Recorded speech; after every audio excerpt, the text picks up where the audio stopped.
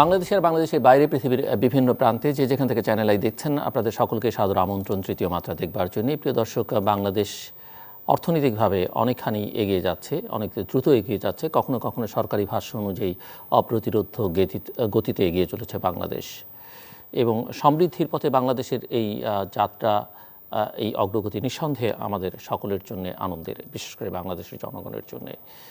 কিন্তু প্রশ্ন অনেকেই তুলছেন যে এই অগ্রগতি কতটা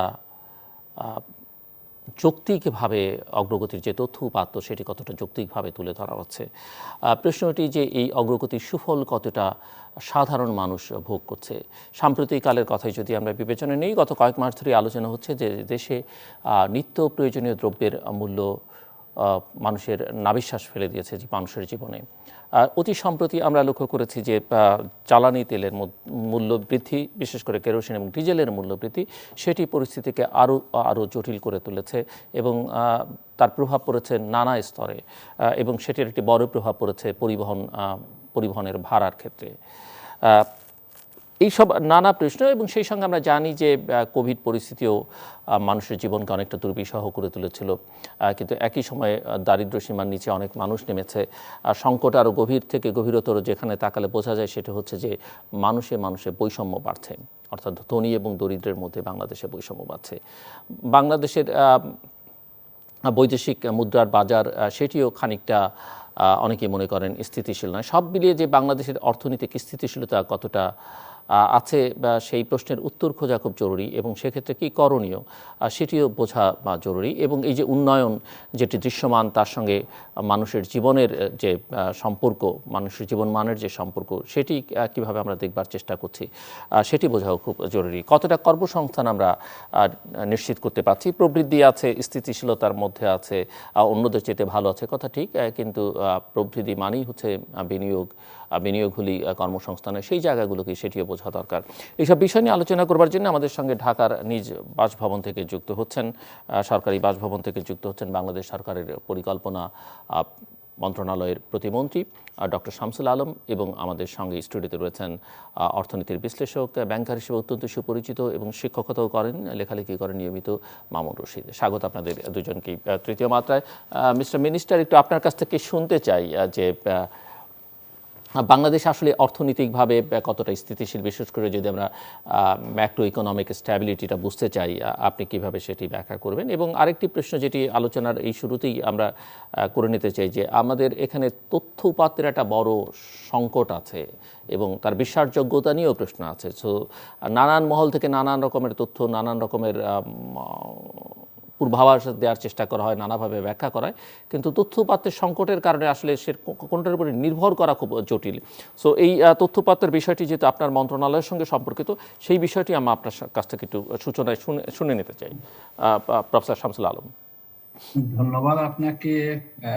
অত্যন্ত চলমান একটি বিষয় আপনি আলোচনায় এসেছেন, অর্থনীতির কোন পর্যায়ে আছি এবং কি মোকাবেলা করছি, এবং আমাদের অর্থনীতির স্থিতিশীলতা কি রকম এখন, এবং সর্বশেষ যেটা আপনি বলেছেন আমাদের তথ্যপাত্র কতটা নির্ভর করা যায়, বা এ নিয়ে বিভিন্ন রকমের তথ্যপাত্র আসছে। প্রথম মোটা দাগে যেটা বলবো, অর্থনীতি যেহেতু সামষ্টিক অর্থনীতি, আমি সামষ্টিক ভাবেই বলতে যাচ্ছি, যেটি যদি লক্ষ্য করে থাকেন 19-20 এই দুটি হলো আমাদের কোভিড আক্রান্ত বছর। এই দুটো আপনারা খুব লক্ষ্য করেছেন, কোভিড আক্রান্তের সময়ও বাংলাদেশ 19-20 এবং 20-21 আমাদের ফরেন রিজার্ভ $46.39 বিলিয়ন। এটা হলো সর্বশেষ আমার কাছে তথ্যটি হলো গত জুনের। তো সেটি আছে, সেটি কমে যাচ্ছে এমন তথ্য এখনো নেই, ওই একটু বাড়ে কমে, সেটা হলো এটা আমাদের ক্লিয়ারেন্সের উপর বাইরে নির্ভর করে। তো মোটা দাগে ফরেন রিজার্ভটি কিন্তু স্থিতিশীল এবং এটা ক্রমবর্ধমান, একটু কম গতিতে হলো, সেটি কোভিড সময়ে। আর যে বিষয়টি বলবো একবার সর্বশেষ, সেটি হলো আমাদের পণ্য আমদানি বেড়েছে 45% গত জুলাই সেপ্টেম্বর এই কোয়ার্টারে। তো আমদানি বাড়লে পরে সেটা আমাদের খাদ্য পণ্য, প্রয়োজনীয় দ্রব্যাদি ছাড়াও আমাদের মেশিন, যন্ত্রপাতি, মধ্যবর্তী যন্ত্রপাতি ইত্যাদি আমদানি করে থাকি, এবং আমাদের গার্মেন্টসের জন্য প্রয়োজনীয় অনেক উপকরণ আমরা আমদানি করে থাকি। তো এটাও ইঙ্গিত দেয় যে অর্থনীতি, যেটা আমরা বলেছি উল্লম্ফনে ছিল। এবং আপনি জানেন 19-20-এর কথাটাই যদি আবার বলি, সেটি যদি লক্ষ্য করুন দেখবেন, হ্যাঁ, উনিও অনেক তথ্যপত্র রাখেন, আমাদের মামুন রশিদ সাহেব। তিনি একজন দক্ষ ব্যাংকার ছিলেন এবং তিনি অনেক তথ্যপত্র জানেন। আপনারা জানেন যে 19-20-এ কিন্তু 10% প্রবৃদ্ধি কমিয়েছিল ইউএস, প্রায় 7.5-8% ইউর মতো দেশগুলোতে, যেগুলো পরিণত অর্থনীতি বা ম্যাচিউর ইকোনমি। এমনকি ভারতও কিন্তু নেগেটিভ জোনে ছিল, আপনারা জানেন। সেক্ষেত্রে বাংলাদেশ 3.1% প্রবৃদ্ধি অর্জন করছে, যেখানে সর্বব্যাপী সবাই ছিল নেতিবাচক জোনে। তো সেটা 20-21-এর কি অবস্থা? 20-21-এ এসেও আমাদের প্রক্ষেপণ হলো 7.2%। আমি মনে করি এই প্রক্ষেপণটা একটু আমাদের হয়তো বাড়বেও, সামগ্রিক অর্থনীতি যে একটু ঊর্ধ্বগতি দেখছি। আপনি বলতে পারেন 7.2 বলছেন, আমি আন্তর্জাতিক ফিচ গ্লোবাল ক্রেডিট রেটিং এজেন্সির রেফারেন্স দিয়ে বলি, আজকে ডেইলি স্টার বিজনেস বাতাসে 7%, তারা 7%, যেখানে আমরা 7.2।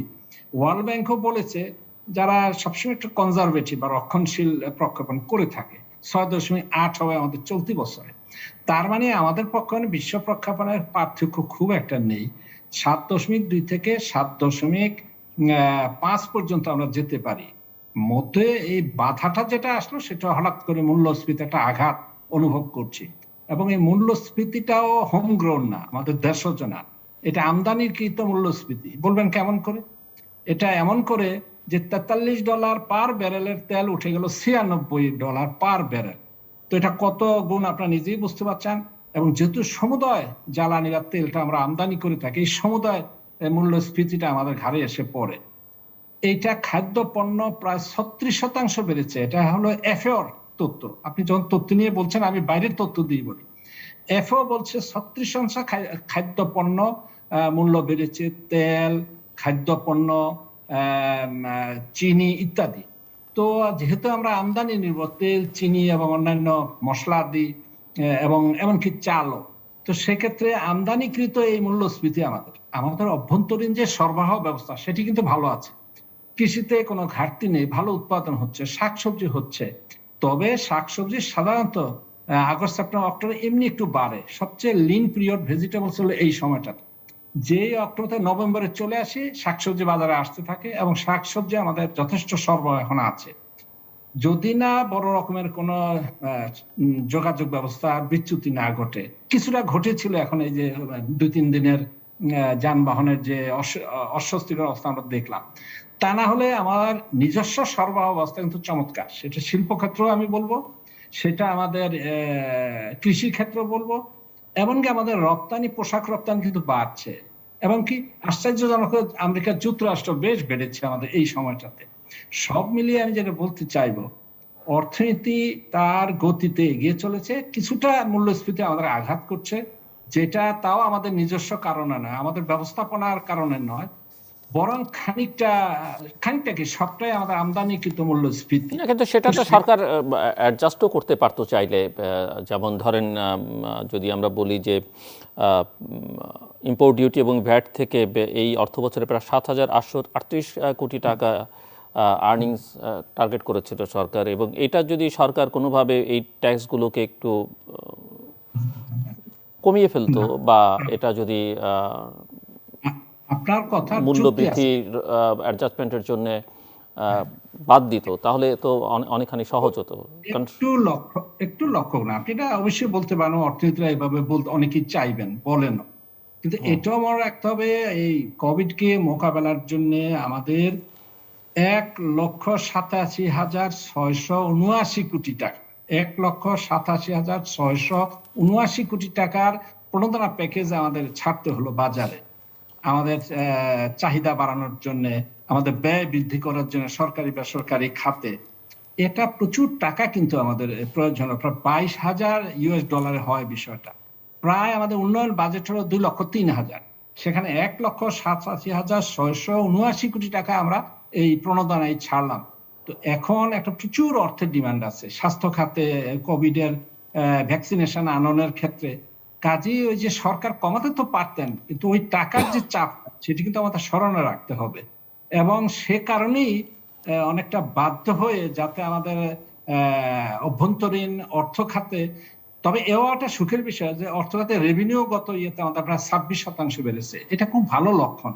তো তারপরেও দামটা হয়তো আপনি যেটা বললেন সমন্বয় করতে ট্যাক্স, কিছু কিছুতে ট্যাক্স কিন্তু আমি উঠিয়ে নেওয়া হচ্ছে আমদানি করা বিভিন্ন পণ্যের ক্ষেত্রে। তো সেই অর্থে আমাদের ব্যাপক ব্যয় বৃদ্ধি করার কারণে তাৎক্ষণিকভাবে এটা না বাড়িয়ে বোধহয় সরকারের পক্ষে অপশনটা জি পারতপক্ষে নেয়নি, আমি এটাই বলবো। এটা একেবারে বাধ্য হয়ে নিয়েছে। মিস্টার মামুন রশিদ। আর আপনি জি তথ্যের ব্যাপারে বলি, জি যে জি প্রশ্ন করেছিলেন যে তথ্যের নানান রকম, শোনেন, আজকালকার এই মুক্তবাজার অর্থনীতির তথ্যগুলো বাংলাদেশই উৎপাদন করে তা না, আমাদের বিবিএস করে তা না। প্রত্যেকটির বিকল্প তথ্য FAO, world bank, ইউএনএ statistics system, আপনি অনলাইনে গেল সেটা পাবেন। তো সেক্ষেত্রে আমাদের সঙ্গে কিন্তু বড় রকমের কোনো একটা পার্থক্য হয় না। দুই একটা ক্ষেত্রে কম বেশি হতেই পারে আমাদের আমাদের না, কিন্তু এস্টিমেশন। তাদের তাদের তথ্যের ক্ষেত্রেও তো অনেকখানি তারা বিবিএসের উপরে নির্ভর করে। এবং তারাও আপনার যে বিভিন্ন ক্ষেত্রে কেন প্রক্ষেপণ দেখুন, তারাও তো ওটা তো একমত একটা না। প্রায় তাদের পক্ষে তো আর পুরো ঘর টু ঘর ঘুরে ঘুরে তথ্য সংগ্রহ করা সম্ভব না। ঠিক থানা আছে, জরিপ বা যেগুলো আমরা বলি সেগুলো তো সম্ভব না। কিন্তু বিশ্বের সব ক্ষেত্রেই এই যে ওয়ার্ল্ড ব্যাংকের প্রক্ষেপণ বললাম, এডিবির জি প্রক্ষেপণ একেবারে ভিন্ন, এবং বিভিন্ন ক্ষেত্রে তাদের তথ্যেরও তো আপনি সামঞ্জস্য পাবেন না সেই অর্থে আমি যদি বলি। কাজে বাংলাদেশ একটা বৃহৎ অর্থনীতি, একটা বড় রকমের অর্থনীতি এক্সপানশন হয়েছে। তথ্য যেহেতু সব দেশই ন্যাশনাল ডেটা এজেন্সির কিছু কিছু ভ্রান্তি 5% পর্যন্ত অ্যাকসেপ্টেড, 5 to 7%, এটা আবার স্ট্যাটিস্টিক্যালি অনেক ক্ষেত্রে আমরা 16-17 পুরনো 16-17 সালের তথ্য দিয়ে চলছি, অনেক অনেক পুরনো তথ্যের। এটা সমস্যা, বাংলাদেশে বড় সমস্যা, আমি নিজে স্বীকার করব। জি 16 সনের হাউস হোল্ড ইনকাম এখনো ব্যবহার করছি, কারণ এটা 5 বছর পর পর সার্ভেটা হয়। আমরা জি লেবার ফোর্স ডেটা 14-15 ব্যবহার করছি, যেটা 21 শেষে আসলে করা যায় না, কিন্তু একটা সার্ভে করতে আবার প্রস্তুতি এবং করা পর্যন্ত 2 থেকে 3 বছর লেগে যায়। ওকে কাজে আমার তথ্যের বড় সমস্যা হলো তাৎক্ষণিক তথ্য আমাদের কাছে কম, সবই হলো ল্যাগ থাকে 2 বছর 3 বছর 4 বছর। এটি একটি বড় সমস্যা। আমি প্ল্যান করতে গিয়ে এটা যথেষ্ট কষ্ট পেয়েছি যে 20-এ প্ল্যান করব, আমার ডাটা নিতে হচ্ছে 14-15। কিন্তু এটার একটা কারণ হলো সার্ভে হয় 5 বছর পর পর, কোনো সার্ভে হয় 3 বছর পর পর। তো এটাকে আমি মনে করি আমাদের দ্রুত আসলে এটাকে হালনাগাদ কোনো ব্যবস্থা নিতেই হবে। আমি আসবো আবার আপনার কাছে মিস্টার মামুন রশিদ। না ধন্যবাদ, উনি তো সব যুক্তিশীল কথাই বলেছেন। মানে বাংলাদেশের তো উন্নতি হচ্ছে, এটা তো কোনো সন্দেহ নেই। ডেভেলপিং কান্ট্রিগুলোর মধ্যে, এমনকি এশিয়ার মধ্যেও one of the GDP growth অনুসারে, এমনকি আন্তর্জাতিক প্রক্ষেপণ যারা করছেন তাদের রেটিংও বাংলাদেশ ভালো করছে। দ্বিতীয় হচ্ছে যে এখন উনি নিজে একজন গবেষক হিসাবে পরিকল্পনা মন্ত্রণালয়, উনি নিজেই কিন্তু ওনাকে বলতে শুনেছি আমি অনেকবার, নট অনলি ডেটার নির্ভরশীলতা, ডেটার গুণাবলী নিয়েও উনি কিছুদিন আগেও উনি কোথায় বলেছিলেন আমার মনে নেই, উনি বলতে পারবেন। সো উনি কিন্তু একজন সহনশীল ভালো লোক আমি মনে করি। সো উনি যা বলেছেন সবই ভালো বলেছেন। আমার শুধু একটি বিষয় ওনার সাথে একটু ভিন্নমত রয়েছে, যে 1,27,000 কোটি টাকার যে প্রণোদনা প্যাকেজ, সেই প্রণোদনা প্যাকেজের কিন্তু বেশিরভাগ ছিল ব্যাংক নির্ভর। সো যেই কারণে ব্যাংক ঋণ, সুতরাং সরকারের, উনি এটাও আমি ওনার সাথে একমত যে সরকারের আয় বাড়াতে হবে ব্যয় বাড়াতে হলে। তো ব্যয় বাড়াতে হওয়ার সাথে সাথে যে প্রশ্নটি সারা বিশ্বে আলোচিত হয়, এবং উনি নিজেও এই বিষয়ে অনেক কথা বলেছেন, যে ব্যয়ের গুণাবলী সম্পন্ন ব্যয় মানে ব্যয় করা। সো এখন আমাদেরকে বলা হয়, উনি নিজে পরিকল্পনা কমিশনে অত্যন্ত দায়িত্বশীল কাজ করেছেন, এবং উনি যে গেল 12 বছর যে কাজগুলো করেছেন অত্যন্ত ভালো কাজ করেছেন বলে আমি জানি।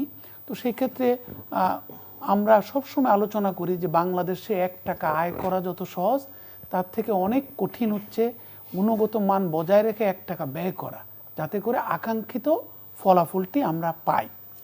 এখন আমি বাংলাদেশ ভালো করছে সন্দেহ নেই।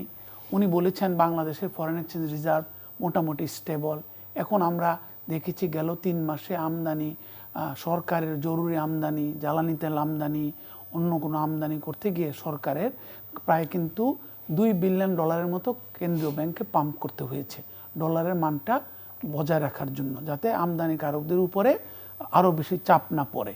যেহেতু বাংলাদেশের অর্থনীতি যদি আমি আমদানি এবং সেবা খাতের মানে দায় নিষ্পন্ন করা ধরি প্রায় $75 বিলিয়ন, তো সেই ক্ষেত্রে আমাদের রিসিপ্ট অফ মানে এক্সপোর্ট এবং আমাদের রেমিটেন্স মিলে আমাদের বেশ গ্যাপ থেকে যাচ্ছে।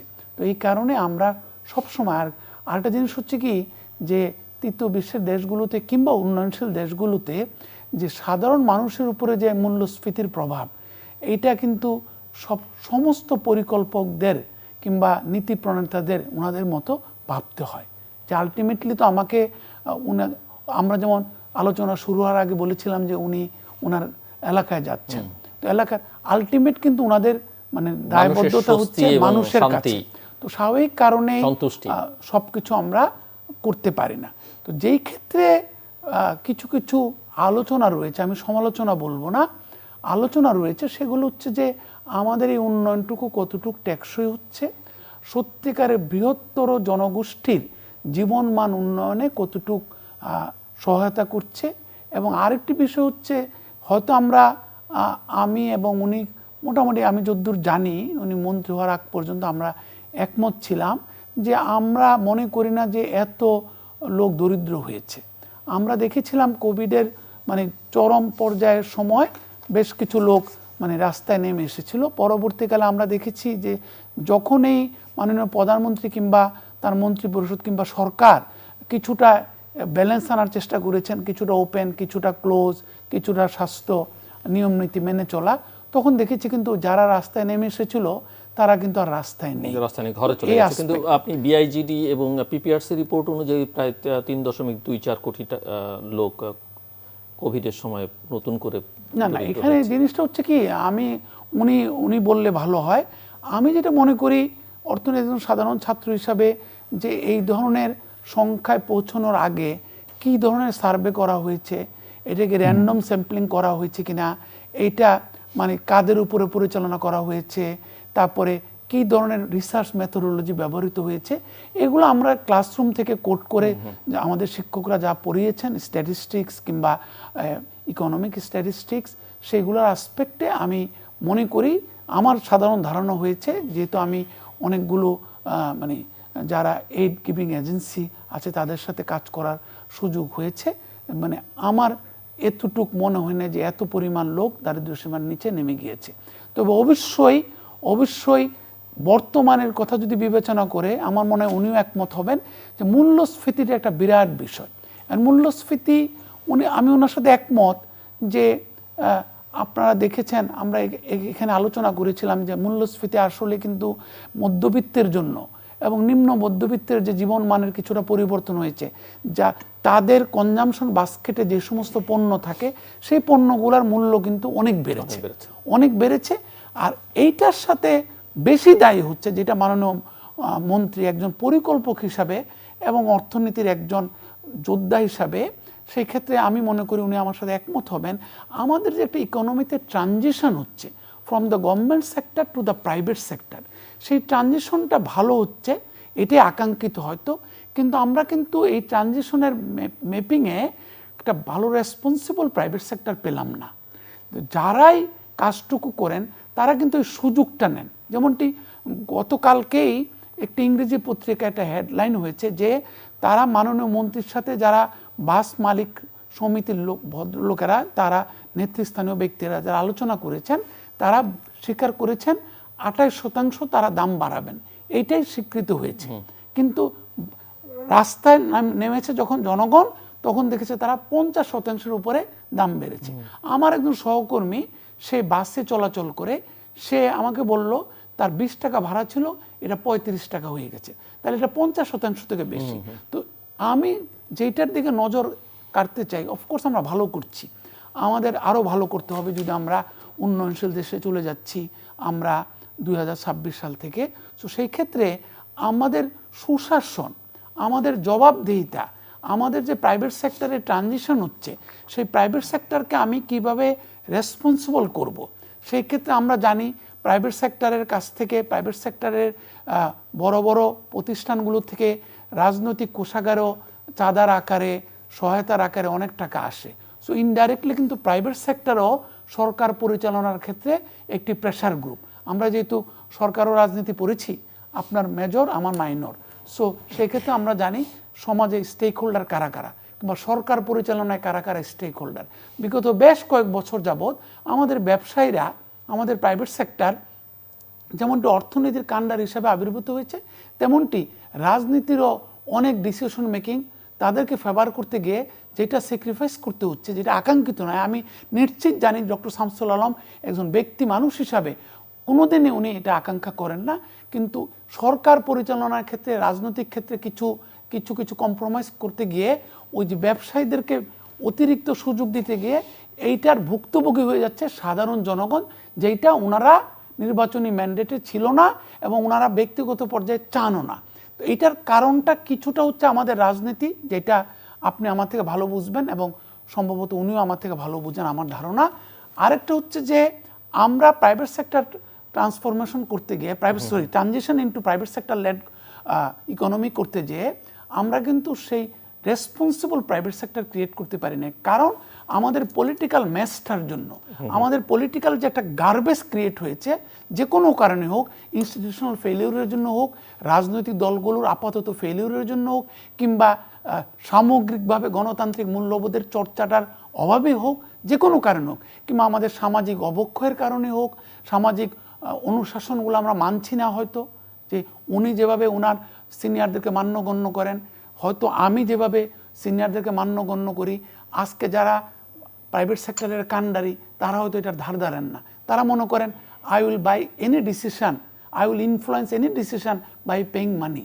এই যে একটা করাপশন, ব্রাইব ইকোনমি, এগুলো যে ডেভেলপ করেছে, এখন সামগ্রিকভাবে আমাদের উন্নতিকে টেকসই করতে গেলে আমি মনে করি ওই বিষয়গুলো নিয়ে আলোচনা করতে হবে। এবং যেটি আপনি বলছিলেন যে ওনারা হয়তো চান না, তাহলে কি এটা বলা যায় এই যে ডিসিশন মেকিং প্রসেসে বা ম্যানেজমেন্টের ক্ষেত্রে অনেক বেশি অ্যাডমিনিস্ট্রেটিভ ইউনিট পাওয়ারফুল হয়ে যাওয়ার কারণে ধীরে ধীরে এটি একটি বড় সমস্যা তৈরি করছে, যে জনগণের যেহেতু উনি সমস্যা। এটা আলোচনাটা আনেননি, আমি তুলে দিচ্ছি আপনাকে। বাড়িয়ে তুলবো না, কিন্তু আমি যেটা মনে করি যে বিভিন্ন স্টেক হোল্ডার আছে, এবং আপনি জানেন সরকারও রাজনীতির একজন মেধাবী ছাত্র এবং মানে স্টেক হোল্ডার হিসাবে, যে এই স্টেক হোল্ডাররা কিন্তু কনফ্লিক্টিং স্টেক হোল্ডারও।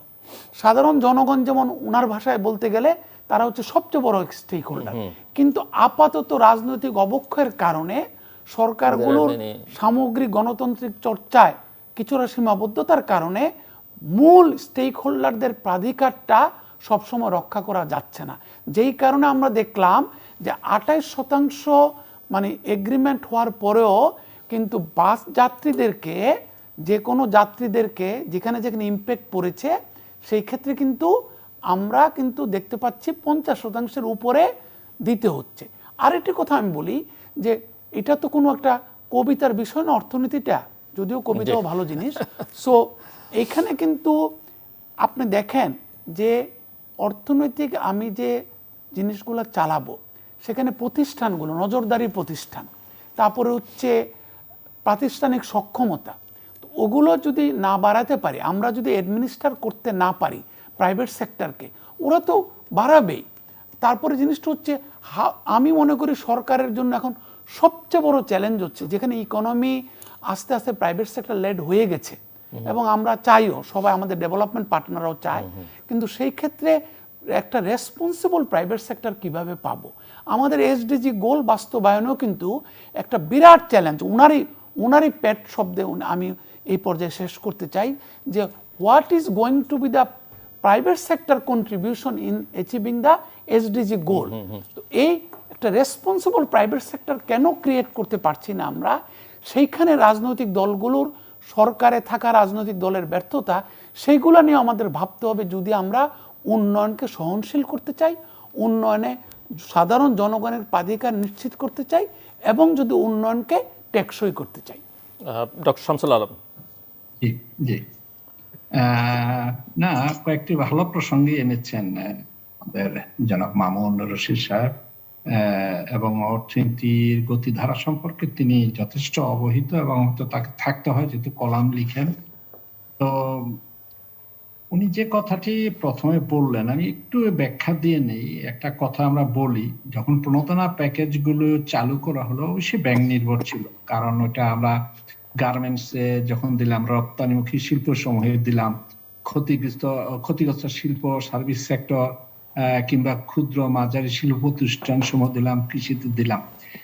আমাদের যে এখন 28টি কর্মসূচি,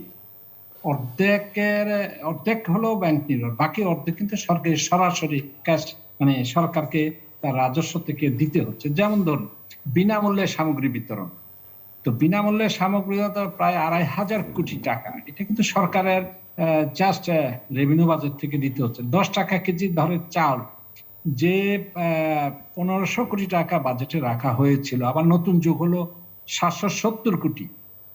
এগুলো কিন্তু সরাসরি সরকারের লক্ষ্যভিত্তিক জনগোষ্ঠীর মাঝে অর্থ বিতরণ।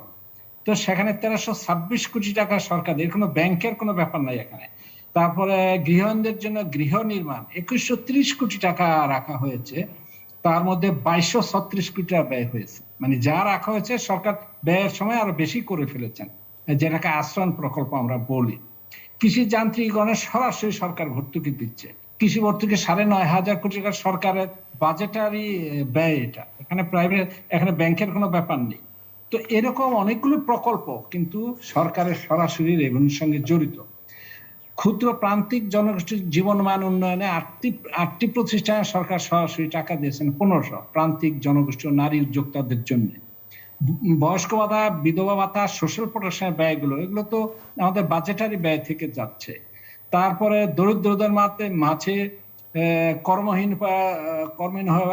কর্মহীন হয়ে পড়া নিম্ন আয়ের শ্রমিক, ক্ষুদ্র ব্যবসায়ী, এদেরকে সরাসরি কিন্তু সরকার দিয়েছেন 2,500 টাকা করে।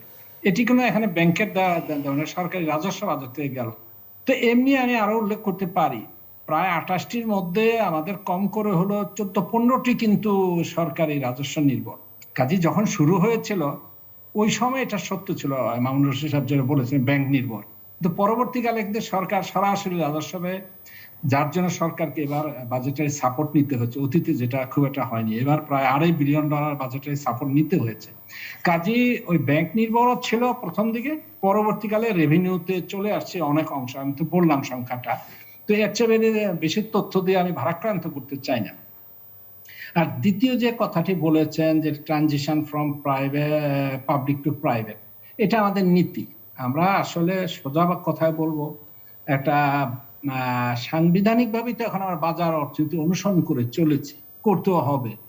যখন বাংলাদেশ স্বাধীন হয়, আপনাদের স্মরণে আছে, সরকারি ব্যয় ছিল 87% মোট ব্যয়ের সারা দেশে, আর বাকি 13% ছিল বেসরকারি খাতে। সেই বেসরকারি খাত 2009-তে সরকার যখন ক্ষমতা নেন, মানে প্রধানমন্ত্রী সরকার, তখন 77% প্রাইভেট সেক্টর হাতে চলে গেছে। মানে উনি পেয়েছেন 77% প্রাইভেট সেক্টর হাতে ছিলেন।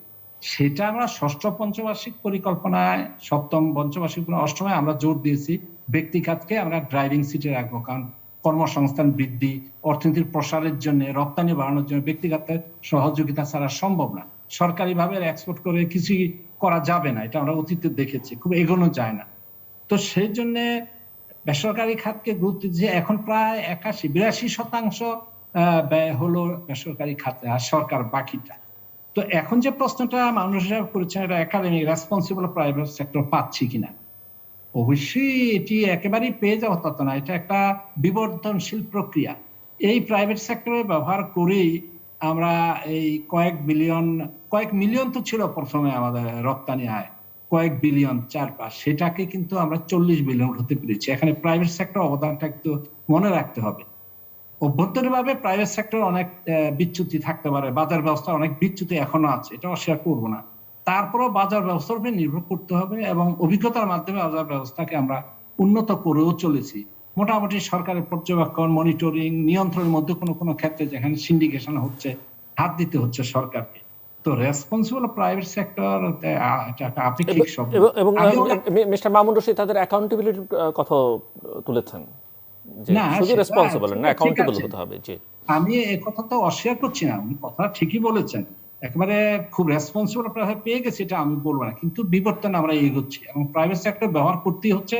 হয়তো আরো সুযোগ আসবে বা আরো সময় আমাদের নিতে হবে, কিন্তু একটা রেসপন্সিবল প্রাইভেট সেক্টর গড়ে ওঠার জন্য যা যা করার সুযোগ সুবিধা, সরকারি অবকাঠামো, পোর্ট নির্মাণ, বিদ্যুৎ সরবরাহ, প্রবৃদ্ধি কেন্দ্রগুলো গড়ে দেওয়া, গ্রামে গ্রামে এগুলো কিন্তু প্রাইভেট সেক্টরকে ফেসিলিটেট করার জন্যই তো দেওয়া হচ্ছে। এখন সেখানে ব্যবসা করতে গিয়ে রেসপন্সিবল বলতে তারা যথাযথভাবে ট্যাক্স দেয়, তারা বিদেশের টাকা পাচার করে নেয় না, এগুলোকে আমি রেসপন্সিবল বলি। সেই বিহেভিয়ার গুলোতে কিন্তু অ্যাকাউন্টেবিলিটি এখন আনা হচ্ছে, আগে এতটা ছিল না। আজকে বিদেশে বিনিয়োগ করার সুযোগ দেওয়া হচ্ছে। বাংলাদেশি বিনিয়োগ করা এখন এই আপনার ইথিওপিয়ায় বিনিয়োগ করেছে, আপনারা জানেন, এখন আটকা পড়েছে সিভিল ওয়ারে কিছুটা। এরকম বিভিন্ন দেশে আমাদের, আফগানিস্তান বিনিয়োগ ছিল, বিভিন্ন দেশে আমাদের বিনিয়োগ আছে, ভুটানে আছে, প্রাণ কোম্পানি আরো কয়েকটি দেশে গিয়েছে। তো রেসপন্সিবল প্রাইভেট সেক্টর গড়ে উঠবে এবং উঠতে হবে, একটু সময় হয়তো লাগবে। তো প্রাইভেট সেক্টর নির্ভর কিন্তু আমাদের অর্থনীতি এখন, এটা মনে রাখতে হবে। এক্সপোর্টের যে ডাইভার্সিফিকেশন, সেটা কিন্তু প্রাইভেট সেক্টরের মাধ্যমে আমাদের যেতে হবে। ওষুধ কোম্পানিগুলো সবই তো প্রাইভেট সেক্টরে, এখন এটা বাড়াতে চাচ্ছি। লেদার প্রোডাক্টস, ইলেকট্রনিক, ভালো ভালো ইলেকট্রনিক্স কোম্পানি গড়ে উঠছে, এখন স্যামসাং এর প্রোডাক্ট তৈরি হচ্ছে এবং $1 বিলিয়ন পৌঁছে গেছে এক্সপোর্ট আমাদের ইলেকট্রনিক্স। ইন্ডিয়াতে আমাদের ফ্রিজ যাচ্ছে। তো ওয়ালটনের পণ্য বাংলাদেশে এমন ঘর নেই যে ওয়ালটনের পণ্য নেই ইলেকট্রনিক্স। তো এই বিকাশটা কিন্তু প্রাইভেট সেক্টর। আমি প্রাইভেট সেক্টরে সবটাই বলবো যে তারা ভালো ব্যবহার করছে বা নিয়ম মতো করছে, আমি ওনার সঙ্গে একমত। রেসপন্সিবল বিষয়টা হয়তো আরো সময় লাগবে, কিন্তু পরিণত হচ্ছে এবং তাদের বিকাশের সুযোগও দিতে হবে এবং দিচ্ছিও। আর যে বিষয়টি বলবো আপনাকে, সেটি হলো করাপশন, ব্রাইট ইকোনমি। এটা বলা যাবে যে কোনো উন্নয়নশীল দেশে, উন্নত দেশও এটা বলা যাবে করাপশন। আমাদের দেশে করাপশনের বিষয়টার ক্ষেত্রে আপনারা যদি খুব একনিষ্ঠভাবে দেখেন, এখন কিন্তু অনেক ভিজিবল। কত ব্যাংক ম্যানেজার জেলে ঢুকলো, কত হচ্ছে এখন ইন্টিগ্রেটেড ডিস্ট্রিক্ট লেভেলে অফিস খোলা হচ্ছে আমাদের অ্যান্টি করাপশন কমিশনের। তো আগের চেয়ে কিন্তু প্রত্যেক দিনই পত্রিকা এক দুদিন পর পরই দেখতে পাবেন ধরপাকড় হচ্ছে, মামলা হচ্ছে। তো আরো অনেক দূর যেতে হবে, একথা সত্য। তবে আগের মতো কিন্তু এত প্রচ্ছন্ন থাকছে না, অনেক ধরপাকড়ের মধ্যে অনেকে এনেছেন, মানে আনা হয়েছে। তো আমি মনে করি সামগ্রিকভাবে অর্থনীতির গতিশীলতা আনার জন্য, সক্রিয়তা রাখার জন্য প্রাইভেট সেক্টর সুবিধা দিতে হবে এবং একসঙ্গে সবাইকে আমরা কিন্তু বিচার আওতায় আনতে পারবো না, আনা বোধহয় ঠিকও হবে না। কাজে তাদের কাজ করার সুযোগ দিতে হবে, ক্রমান্বয়ে বাজার যা ব্যবস্থা পূর্ণ কাজ করতে পারে এবং সেখানে যেন কোন রকম আতাত সিন্ডিকেশন সেটা গড়ে তুলতে না পারে পণ্য আমদানির ক্ষেত্রে বা দেশের পণ্য বিপণনের ক্ষেত্রে। সেই বিষয়গুলো কঠিনভাবে এখন মনিটরিং করতে হবে। অর্থনীতি ম্যাচিউর হচ্ছে, ম্যাচিউরিটির সঙ্গে আমার প্রাইভেট সেক্টর ম্যাচিউর হইতে হবে, সরকারের শাসন ব্যবস্থা আরো ম্যাচিউর হইতে হবে এবং অ্যাকাউন্টেবিলিটি বাড়াইতে হবে। এবার কোনো সন্দেহ নাই, এটা বিতর্কের কিছু নেই। অ্যাকাউন্টেবল করার আরো মেকানিজম ডেভেলপ করতে হবে। আমাদের অ্যান্টি করাপশন কমিশনকে আরো শক্তিশালী করতে হবে, যেটা সরকার করবে এবং অনেক অফিস আদালত খুলছে নতুন করে। আজকে আপনি কোন পত্রিকায় দেখলাম যে ডিস্ট্রিক্ট পর্যায়ে তারা নতুন করে অফিস খুলছেন, বহু মানে নামও দিয়েছে, বিরাট একটা সংখ্যায় তারা অফিস খুলছেন, ইন্টিগ্রেটেড ডিস্ট্রিক্ট অফিস। তো সব মিলিয়ে আমি যেটা বলবো, আমাদের বলার অনেক আছে, কারণ একটা গ্রোয়িং ইকোনমি, আমাদের অনেক গ্রে এরিয়া থাকবে। আমরা কোনো গ্রে এরিয়া না থাকলে উন্নত দেশ হয়েই যেতাম। গ্রে এরিয়া থাকবে না 2041 নাগাদ, যে যখন উন্নত দেশ হবে তখন কিছু থাকবে সেটা নেগলিজেবল। আমরা 31-এর মধ্যে আপার মিডল ইনকাম কান্ট্রি হবে, ইউপিএম যেটাকে বলে, ইউমিক আপার মিডল ইনকাম কান্ট্রি হব, সেই লক্ষ্যে কর্মসূচি আছে আমাদের। এসডিজি বাস্তবায়নের কর্মসূচি, আমাদের পরিকল্পনাগুলো ওয়েল ডিজাইন প্ল্যান এবং সমাজের সর্বমহলে আমাদের পরিকল্পনা কিন্তু অভিনন্দিত। কোথাও তেমন আজ পর্যন্ত আমরা বড় রকমের কোনো বিচ্যুতি শুনি নাই। এখন যেটা প্রয়োজন, পরিকল্পনায় বাজেটের মধ্যে বাস্তবায়ন, বাজেটের রিফ্লেকশন ঘটানো, পরিকল্পনা যা বলা আছে সেটি রিফ্লেকশন ঘটানো। তাহলে আমরা যে কাঙ্ক্ষিত পথে এগোচ্ছি, আমাদের অর্থনীতি কিন্তু বুস্ট আপ হবে, আরো বাড়বে। আমি মনে আগামী দিনগুলোতে 7.2 ধরেছিলাম, এখন 7.4 থেকে 7.5-এ আমরা যেতে পারবো, যে আর কোনো বড় রকমের বিপর্যয় না আসে। মিস্টার মামুনুর রশীদ, এবং একটি বিষয় যে পরিকল্পনার সঙ্গে বাজেটের সমন্বয়ের প্রসঙ্গটা, আমি যেটা বলতে চাই 2 লাইনে, একটা জিনিস হচ্ছে যে প্রণোদনা প্যাকেজ উনি বলেছেন। প্রণোদনা প্যাকেজ উনি তো আমার থেকে অনেক ভালো জানেন যে বাজেটারি যে অ্যালোকেশন, সেখানে তো সামাজিক সুরক্ষা বেষ্টনীতে একটা বিরাট জাম দেওয়া হয়েছে সঙ্গত কারণে। উনি যে খরচগুলোর কথা বলেন সরকার নতুনভাবে করছে, ওটা হচ্ছে that has been well covered under the বাজেটের অ্যালোকেশন। এবং উনি নিজে উত্তর দিয়েছেন যে বাজেটের অ্যালোকেশন ওটা বিরাট টাকা এসছে, which is good, which is a trust from the development partners on them, on their project work and project delineation ability, যে 20,000 কোটি টাকার বেশি বাইরের থেকে অ্যালোকেশন এসেছে বাজেটারি সাপোর্ট হিসাবে। সো আমি তো এটা দ্বিমত করছি না। আমি যেটা বারবার বলছি যে আকাঙ্ক্ষিত ফলটা আদায় করে আনা, এই ধরনের টাকা ব্যয় করে, দিস ইজ ওয়ান। যে দ্বিতীয় যে কয়েনেজটা আমরা প্রায় ব্যবহার করি, আমিও ব্যবহার করতাম কিনা জানি না সরকারে থাকলে, সেটা হচ্ছে যে গ্রোয়িং ইকোনমি তার সাইড ইফেক্ট থাকবেই, গ্রোথ পেইন যেটাকে বলা হয়। এখন এই গ্রোথ পেইনটা কি একই ধরনের পেইন থাকবে সব সময়, নাকি কিছু কিছু সিজারিয়ান বাচ্চা হবে, কিছু কিছু পেইনলেস মানে ন্যাচারাল ডেলিভারি হবে, এগুলো আমাদেরকে দেখতে হবে। আমাদের বিষয়টা কি? আমাদের বিষয় হচ্ছে যে তেলের দাম আন্তর্জাতিক বাজারে বেড়েছে, এই জন্য আমরা স্টেট বাড়িয়ে দিলাম। কিন্তু আমরা কেউই গেল কয়েক বছর যাবৎ, প্রায় 1 যুগের বেশি বছর সময় যাবৎ আমরা কিন্তু বিপিসির দুর্নীতি দূর করা, ফুয়েল মার্কেটিং কোম্পানিগুলোর দুর্নীতি দূর করা, তারপরে তার সক্ষমতা বৃদ্ধি করা, তার আর্থিক ব্যবস্থাপনাকে শক্তিশালী করা, তাকে মাননীয় আগের অর্থমন্ত্রী জনাব মোহিত বলেছিলেন যে বিগ ফোরের কাউকে দিয়ে বিপিসির অডিট করানো হবে। বড় বড় সরকারের যে বড় বড় প্রতিষ্ঠানগুলো, মন্ত্রণালয়গুলো, যাদের মাধ্যমে 10,000 কোটি টাকার বেশি, 15,000 কোটি টাকার বেশি, 20,000 কোটি টাকার বেশি ব্যয় হচ্ছে, এই সমস্ত মন্ত্রণালয়গুলোকে নিরীক্ষার তত্ত্বাবধানে আনা। এবং পাবলিক যেটা সরকার করছে, সরকারের একটা পাবলিক এক্সপেন্ডিচার মনিটরিং আছে, পার্লামেন্ট, ন্যাশনাল পার্লামেন্টের একটা কমিটি আছে। সো সেই ক্ষেত্রে ওইটাকে কীভাবে শক্তিশালী করতে চাই। আমরা যখন পাবলিক এক্সপেন্ডিচার ম্যানেজমেন্টের ক্ষেত্রে যখন দুর্নীতি দেখি, তখন আমরা ওই দুর্নীতিগ্রস্ত লোক কিংবা অভিযোগ নিরীক্ষা করার পরে যখন অভিযোগ পাই সরকারের অডিট থেকেই, সেটাকে আমরা কিভাবে বিচারের আওতায় আনছি, এটার সাথে কিন্তু সম্পর্ক নেই। আর উনি আরেকটা কথা বলেছেন, এটা ইট ডিজার্ভস টু বি ক্লারিফাইড, যে কারা প্রাইভেট সেক্টর অফকোর্স রেসপন্সিবল আছে, কারা তারা, উনি নিজে কিন্তু উত্তর দিয়েছেন। সেই উত্তরটা কি? Those who are interfaced with the global markets, যারা নাকি মার্কস অ্যান্ড স্পেন্সার এক্সপোর্ট করছে, জেসিপেনিতে এক্সপোর্ট করছে, সিআরসে এক্সপোর্ট করছে, মেসিসে এক্সপোর্ট করছে, গ্যাপে এক্সপোর্ট করছে, তাদেরকে তো রেসপন্সিবল হতেই হবে। এইচএনএম এ যারা এক্সপোর্ট করছে তাদেরকে তো এনভায়রনমেন্ট কমপ্লায়েন্ট হতে হবে, চাইল্ড লেবার জিরো হইতে হবে, মাইনাস হতে হবে, দরকার হলে ওয়ার্কার্স রাইটসকে এনশিওর করতে হবে। সো কিন্তু আমাদের বক্তব্য হচ্ছে লোকাল প্রাইভেট সেক্টর, যারা নাকি সরকারের সুযোগ সুবিধাগুলো ব্যবহার করছে রাজনৈতিক আনুকূল্যের কারণে, তারা কি রেসপন্সিবল হচ্ছে কিনা, তাদের এই রেসপন্সিবিলিটি আমরা দেখতে পেলাম। আমরা মাননীয় স্বরাষ্ট্রমন্ত্রীর সাথে তাদের কথা হলো, তাদের চুক্তি হলো, উনি আশাবাদ ব্যক্ত করলেন কাজ হবে, আমরা দেখতে পেলাম কি হলো। আমরা কিন্তু একবারও দেখতে পেলাম না যে আমরা বিপক্ষে না, আন্তর্জাতিক বাজারে যদি দাম বাড়ে লোকালি দাম বাড়তে পারে, কিন্তু যেই যুক্তিগুলো দেখানো হচ্ছে আমরা কিন্তু স্টাডি করে দেখলাম না যে কী পরিমাণ তেল কিংবা অন্য জিনিস ভারতে পাচার হয়। ওই যুক্তিটা কি এটা এক্সকিউজ নাকি সত্যিকার অর্থে যুক্তি, এটার গবেষণার সুযোগ আছে। এবং আমি বিশেষ করে আকাঙ্ক্ষা করব ওনার কাছেও যে এগুলো একটু আস্তে আস্তে এগুলোর মধ্যে একটা মিট অ্যাড করা, যে এই যে কথাগুলো বলা হচ্ছে, আমরা অনেক দিন শুনছি যে আমাদের আমদানিকৃত চিনি ভারতে চলে যায়, ভারতে যেহেতু দাম বেশি, কিংবা আমাদের আমদানিকৃত তেল হয়তো সত্যতাও আছে এটার মধ্যে, চলে যাচ্ছে, এই জন্য দাম বাড়ানো। কিন্তু আমরা দাম বাড়ালাম, কিন্তু বাজারে যাতে এটার চরম নেগেটিভ ইফেক্টটা শুধু সাধারণ জনগণের উপরে পড়ে না, এইটাকে দেখার দায়িত্ব কাদের।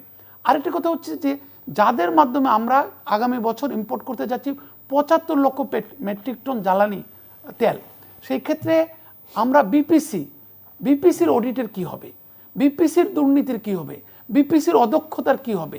আমরা ন্যাশনাল পার্লামেন্টে একটা আলোচনা চাই, পরবর্তীকালে পার্লামেন্ট যখন বসবে, যে সবচেয়ে বড় ব্যয় হচ্ছে বিপিসির মাধ্যমে, তাহলে বিপিসির দুর্নীতির ব্যাপারটা কি হবে, বিপিসির দক্ষতার ব্যাপারটি কি হবে, বিপিসির যে ব্যয় করছে, যেখান থেকে আমদানি করছে, তারা কি করবে।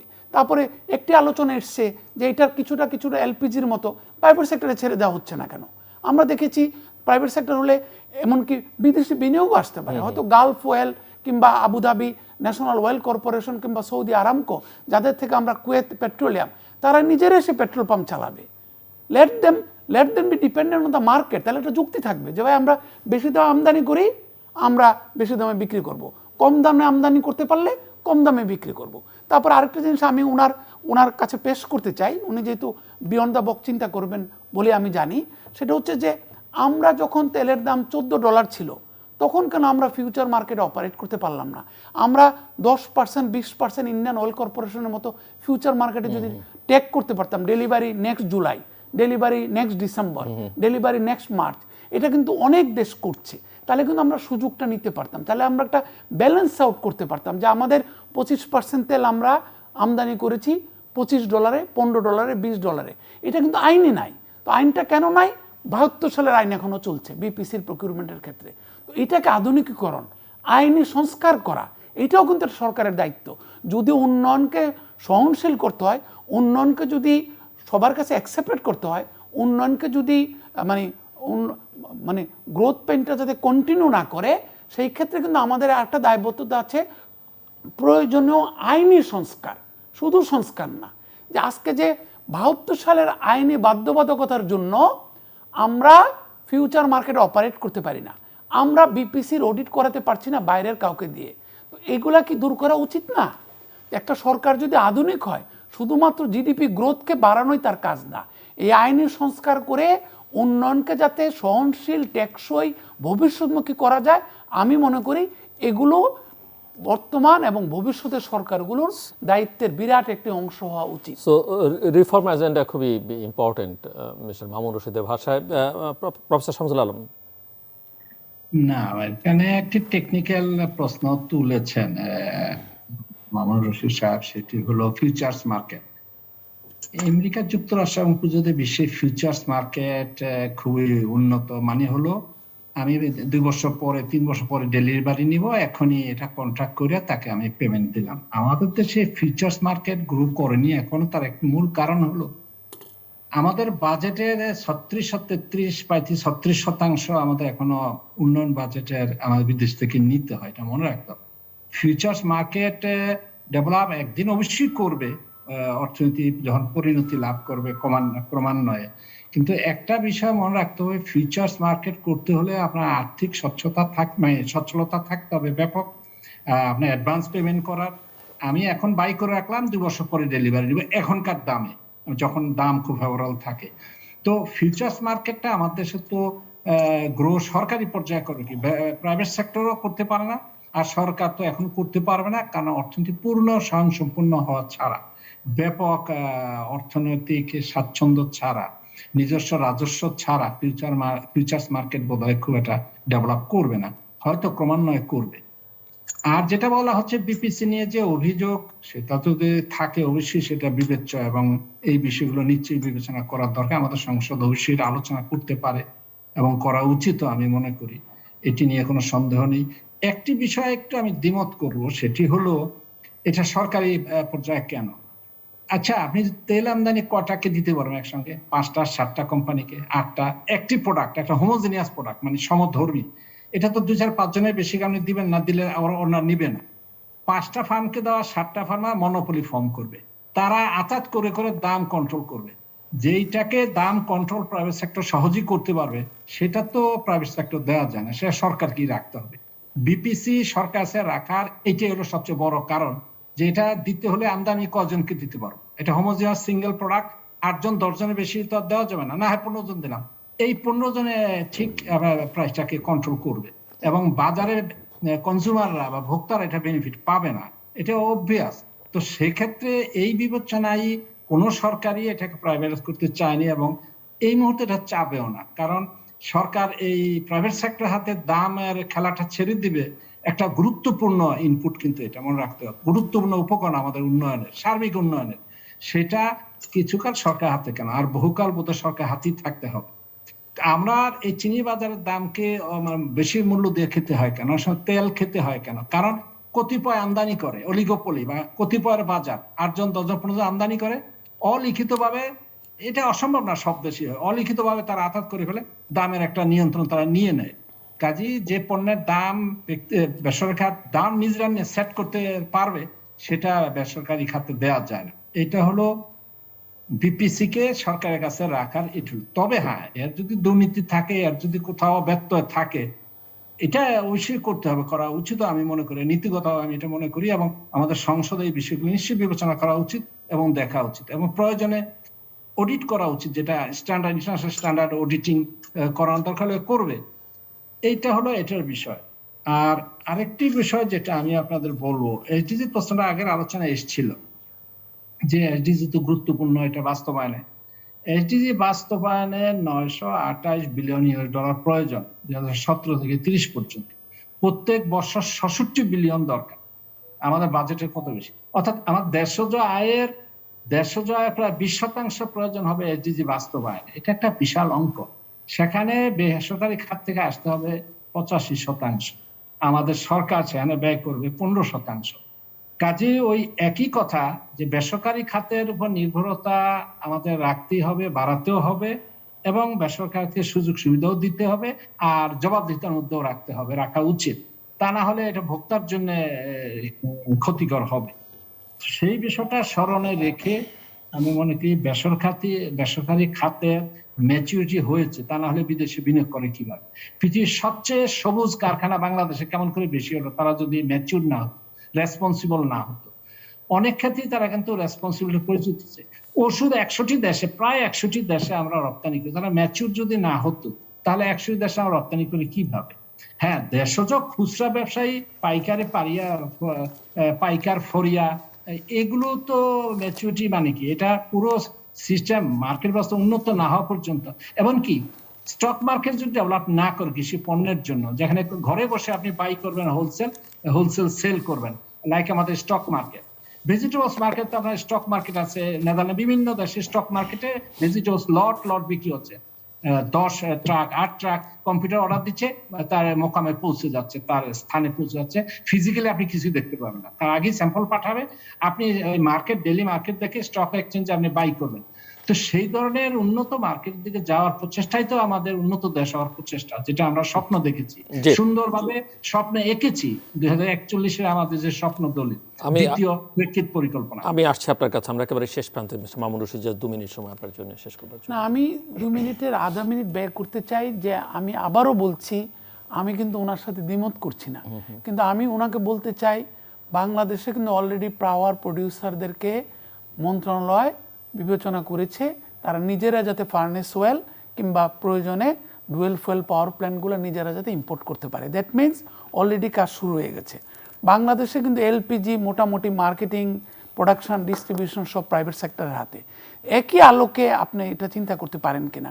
আর সবসময় প্রাইভেট সেক্টর মানে কিন্তু there is a difference. International responsible private sector, global ব্র্যান্ডগুলা আসার যদি সুযোগ থাকে, আসবে না কেন?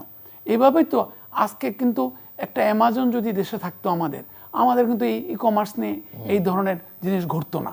সো ইন্টারন্যাশনাল অপারেটর মানেই আমরা মনে করব রেসপেক্টেবল অপারেটর, যারা সময়ের বিবর্তনের পরীক্ষিত হয়েছে। আমরা তো যাকে তাকে আসতে বলছি না এখানে।